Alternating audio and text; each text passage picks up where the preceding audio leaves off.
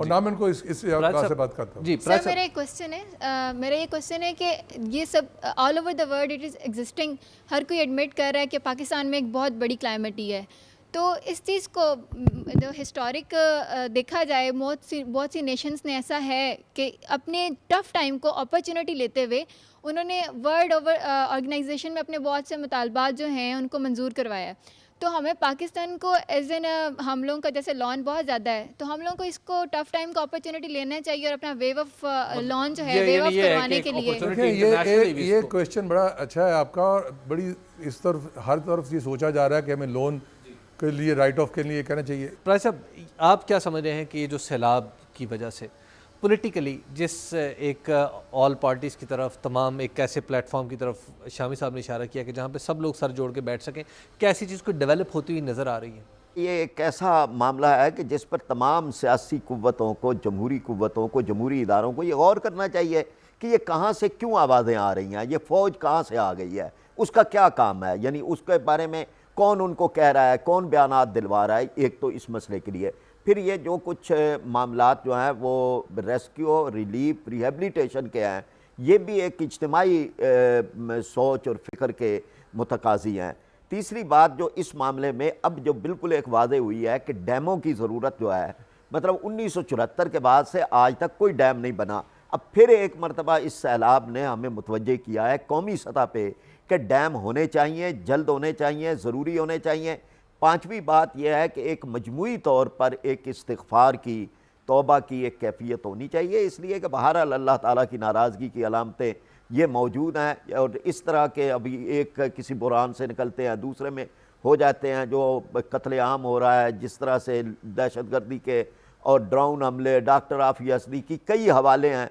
तो इसमें भी हमें यानी ये सोचना चाहिए मजमूई तौर पर। और कमीशन एक सुप्रीम कोर्ट के जजेस पर मुश्तमिल है। इन तमाम मामलात के जो बंद तोड़ने के मामलात थे, जो बैरूनी इमदाद आके और फिर उसके तकसीम ना होने के ज़लज़ले के तनाज़र के अंदर भी, और उसको ऑडिट फ्री किया गया, वो क्यों किया गया, ये सारी चीज़ें हैं कि जिसकी तरफ एक तवज्जो होगी। शामी साहब, उस वाक़े के बाद कि जब मियाँ नवाज़ शरीफ ने तजावीज़ दी और फिर एक प्रेस कॉन्फ्रेंस हुई वज़ीर आज़म के साथ, और उसके बाद उन तजावीज़ को किसी भी उन्वान से मुस्तरद कर दिया गया, इस वाक़े के बाद क्या आप देखते हैं, समझते हैं कि कहीं हमारी तमाम पार्टीज़ के अंदर ये गुंजाइश बाकी है कि ये इकट्ठे होकर मिल बैठकर कोई मुश्तरका स्ट्रैटेजी, हिकमत अमली बना लेंगे? देखिए जी, इनके पास गुंजाइश हो या ना हो, हमें अपनी बात करते रहना चाहिए, इन पर प्रेशराइज करना चाहिए इनको कि ये इकट्ठे हों, ये सबके मुफाद में है। देखिए ये जो ये इस वक्त जो बर्बादी हुई है, ये कमीशन की बात प्राचा साहब ने की है, ये बिल्कुल दुरुस्त है। ज़रूरी नहीं है कि ये सुप्रीम कोर्ट के जजों पर मुश्तमिल हो। आप उन लोगों पर कमीशन बना सकते हैं, खा वो रिटायर्ड जज हों, जिन पर सबको एतमाद हो, कि जिन लोगों ने बंद तोड़े हैं, अगर ऐसे कोई लोग हैं तो उनको तो इबरतनाक सज़ा मिलनी चाहिए। उनकी जायदादें जब्त होनी चाहिए, उनकी ज़मीनें जो हैं वो हारियों में बांट देनी चाहिए या काश्तकारों में बांट देनी चाहिए, अगर कोई ऐसे लोग मौजूद हैं, ताकि ये पता चल जाए कि जिस शख्स ने अपने मुफाद के लिए काम किया है उसको सज़ा मिले। तो अभी तक तो हम इसको वाज़े तौर पर जितना भी कहें, एक साबित शुदा बात, यानी किस बंद कहाँ से तोड़ने की कितनी ज़रूरत थी, कितनी नहीं थी, ये इसकी इंक्वायरी होनी चाहिए, इसमें तो दो राय हो नहीं सकती। एक दूसरी बात यह है कि देखिए, ये जो बाहर ज़लज़ले में जो कुछ हुआ वो तो मौजूदा हुकूमत की ज़िम्मेदारी नहीं है। उसके बावजूद ज़लज़ले में बहुत सा काम, इमदाद जो है हमारी ठीक तरीके से खर्च हुई है। हम हर वक्त ये कहते रहे, अभी ये IDPs गए हैं, सवात वापस गए हैं, इनके ऊपर जितने पैसे हैं किसी ने शिकायत की है कि इनको मिले नहीं। इसी तरह ये बेनज़ीर भुट्टो सपोर्ट प्रोग्राम है, उसमें पैसे लोगों को मिल नहीं रहे। तो हम देखिए, हम अपनी ही हर वक्त मजम्मत करते रहें। अगर सऊदी अरब में कोई साहब कहते हैं कि वो हुकूमत को पैसे नहीं देना चाहते हमारी को, तो ना दें। हमने उनसे कोई उनको कशकोल फैलाया? वो हम सऊदी अरब के पैसे से चल रहे हैं, पाकिस्तान अपनी तवानाई से चल रहा है। और पाकिस्तान, इसलिए ये बात ये खुश होने की नहीं है। बात यह है कि हमें अपने कपड़े अपने घर में धोने चाहिए और सब इकट्ठे हों। अब पुरानी बातें छोड़ें, एक तरफ रखें फिलहाल, मुस्तकबिल नहीं। और जो तामीर नौ होने वाली है, जहां पैसा खर्च होने वाला है, उसकी एक एक पाई जो है जिम्मेदारी से खर्च होनी चाहिए। अगर यहां भी मौका ज़ाया कर दिया गया तो फिर हम पछताते रहेंगे और हमारे हाथ कुछ नहीं और आएगा। यहाँ पॉलिटिकल डिवीजन नहीं होनी चाहिए इस चीज़ में। इसमें मुस्तक़बिल हमें ये नहीं सोचना चाहिए कि ये पीपल्स पार्टी वाला है, ये नून लीग वाला है, या जमात इस्लामी।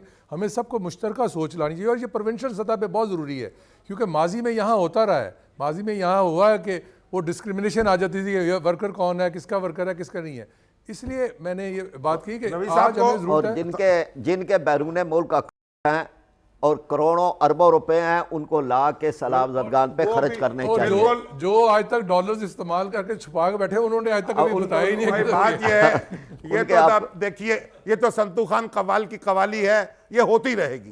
बस फिलहाल जरा आप इसे एक तरफ रख दें और आप कवाली जरा दूसरे अंदाज से करें, जो लोग आगे पढ़े नहीं, हुए ये पैसे आपके- नहीं आने चाहिए नहीं, जी। आने चाहिए हाँ, छोड़- ठीक है, आप ये तो नहीं कहेंगे आने कि आने चाहिए। हम इस बहस में ना पड़े या- इस वक्त तो बात यह है कि जो बर्बादी है उसको आपने ठीक करना है। ये तो इल्जामात है, आप भी बरसों से लग संदर्भ रहे से हैं, पैसे लगते ले चले रहे हैं, जाएंगे। इधर लगाए रखे नहीं हुए। बर्बादी जी, ठीक आपका करने के बहुत बहुत लिए है। शुक्रिया नवीद चौधरी साहब, फरीद प्राजा साहब और मुजीबुर रहमान शामी साहब कि आप लोगों ने वक्त निकाला और आप तशरीफ़ लाए। लेकिन एक बात जिस पर तमाम लोग, मैं आपकी मौजूदगी में ये कह सकता हूँ कि एक इत्तफ़ाक़ राय, वसी तर इत्तफ़ाक़ राय पर तमाम लोग मुत्तफ़िक हैं कि ये होना चाहिए, और ऐसा सिस्टम ट्रांसपेरेंट पॉलिटिकल लीडरशिप के अंदर ऐसा सिस्टम होना चाहिए कि जो ट्रांसपेरेंट भी हो और इंश्योर कर सके कि 1 रुपया जो हमारे पास आया है वो जहाँ जहाँ जाना था वहीं गया है। मेरा ख्याल है कि आप तीनों इस बात पर अभी तो ये मुत्तफ़िक। सवाल ही नहीं है, अभी तो रिलीफ का काम हो रहा है, अभी तो ये तो पैसे नहीं- rehabilitation अभी की तो बात आप पैसा कर रहे कोई हैं ना। आया ही नहीं कैश जी, की मैं सूरत में। rehabilitation- सर- आइंदा आना है अभी। नवीद चौधरी साहब,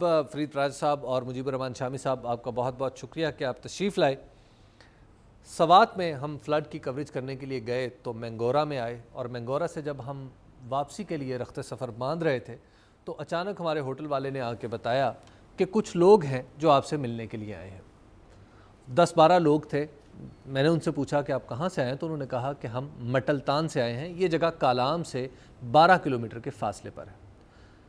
उनमें मौजूद एक शख्स फजले महबूद ने मुझे बताया कि वो 3 दिन के मुसलसल पैदल सफ़र के बाद मैंगोरा पहुंचा है, और मैंगोरा आते हुए उसकी 6 साल की बेटी मुनीबा ने उससे पूछा कि आप कहाँ जा रहे हैं, तो फजले महबूद ने उसे बताया कि मैं कालाम से तुम्हारे लिए आटा और रोटी का सामान लेने जा रहा हूँ।